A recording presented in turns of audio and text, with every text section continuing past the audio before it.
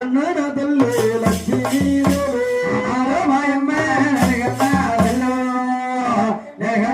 తల్లి లక్ష్మీదేవి పినతండ్రి శ్రీనివాసుడు ఎంత పని చేసాడమ్మా పెళ్ళవ్వలేదని అబద్ధం చెప్పి పద్మావతి దేవుని కళ్యాణం చేసుకున్నాడు.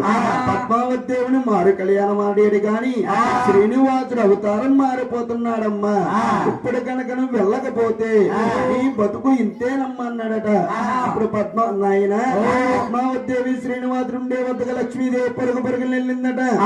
లక్ష్మీదేవి అంటుందంట శ్రీనివాసుని. ఏమంటున్నా నా ప్రణనాద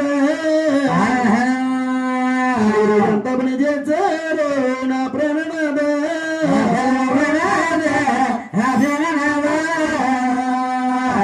ఎంత పని చేశారు నా ప్రణనాద పిల్లవ్వలేదని అబద్ధమాడు దేవిని పిల్లాడినారే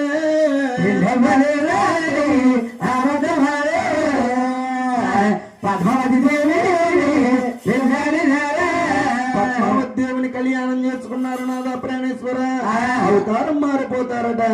నా పని ఏమిటన్నాదట. లక్ష్మి నువ్వు ఏడిస్తే నాకు జయము కాదు, నీకెవరు ఉన్నది. నేను అవతారం ఇక్కడతో సాలించేస్తున్నాను. ముందు పేరుని దేవ గర్భవాసాన్ని 7వ కుమారుడు శ్రీ వెంకటేశ్వర స్వామిని జన్మిస్తున్నాను. నేను వెంకటేశ్వర స్వామిని జన్మించినప్పుడు ఆలమూరి పట్నాన్ని ఆలమాదారకుల కుమార్తె అరివేలు మంగాదేవిగా పడతావు.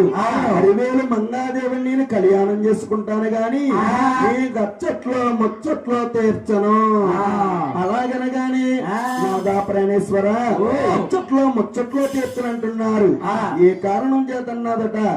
ఓ లక్ష్మి లక్ష్మీదేవిగా ఉన్నావు, నేను మహావిష్ణువుడుగా ఉన్నాను.